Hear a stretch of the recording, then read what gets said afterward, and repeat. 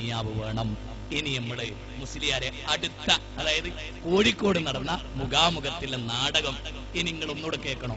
സുന്നികളെ കൊണ്ട് സലാത്ത് എല്ലിപ്പിക്കുന്ന എന്തിനറിയോ? പുലൂസ് ഉണ്ടാക്കാനാണ്. സഖാഫിമാർക്ക് സലാത്ത് പൈസ ഉണ്ടാക്കാനാണ്, പുണ്യം നേടാനല്ല. കണ്ടോളൂ, അറിഞ്ഞോളൂ, കേട്ടോ.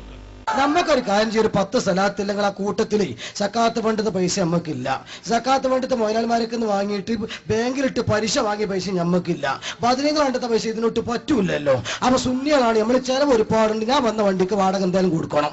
അതുപോലെ തന്നെ വേറെ ചില എന്തെങ്കിലും കൊടുക്കണം. സക്കാത്ത് വേണ്ടെന്ന് എനിക്ക് ആരും പൈസ തരുന്നൊന്നുമില്ല. അതുകൊണ്ട് നിങ്ങൾ കേട്ടോ, കയ്യില്ല കാശ് കുറച്ചൊന്നും തരിക. നിങ്ങൾ സ്വലാത്ത് തോരം ചെല്ലുക. മൂപ്പരല്ലാത്ത സുന്നിയാക്കി കൊടുക്കുമാറാകട്ടെ.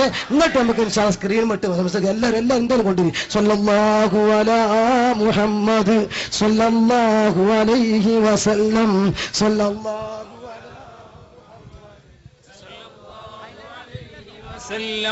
സ്വല്ലല്ലാഹു അലാ മുഹമ്മദ് സ്വല്ലല്ലാഹു അലൈഹി വസല്ലം സ്വല്ലല്ലാഹു അലാ. ഉണ്ടോ പാപെന്നറിയോ? ഇപ്പൊ ഒരു പ്രസംഗിക്കുന്ന ഒരാള് അങ്ങനെ പറഞ്ഞിട്ടാല് പാവം പിടിച്ചോലും എന്ത് ചെയ്യൂ? എന്തെങ്കിലും കൊടുക്കൂ. അല്ല എന്തറിയോ, അടുത്ത ആഴ്ച വന്നിട്ട് ജനങ്ങളെ ചീത്തറിയില്ല മുസ്ലിയാര്. അതുകൊണ്ട് നിങ്ങൾ ആലോചിച്ചു നോക്കണം. എന്റെ കയ്യിൽ പൈസ ഒന്നുമില്ല, എന്തേ തന്നോളി. ഈ വടകര സ്റ്റാൻഡിൽ ഒരു സ്ത്രീ ഉണ്ട്. മനുഷ്യന്മാരെ, എന്റെ മാപ്പള എനിക്ക് എന്തെങ്കിലും തരീ. അതിന് പറ്റുമോ? വടകര സ്റ്റാൻഡില് പാവപ്പെട്ടവൻ എങ്ങനെ ചൂഷണം ചെയ്യണോ? ഞാൻ വന്ന് വണ്ടിക്കുക, എനിക്ക് പൈസ കുറെ വേണോ? സുന്നിയക്ക് പൈസ കൂടുതൽ വേണോ? സക്കാത്തിന്റെ പൈസ ഒന്നുമില്ല. നിങ്ങൾക്ക് സക്കാത്തില്ല. സക്കാത്ത് കൊടുക്കാത്ത മുസ്ലിം അല്ലടോ ഖുർആൻ പഠിപ്പിക്കുക. എന്നിട്ട് സക്കാത്തിനെതിരെയാ ഒന്നെ നായായിട്ട് എന്നിട്ടോ പൈസ വാങ്ങാൻ.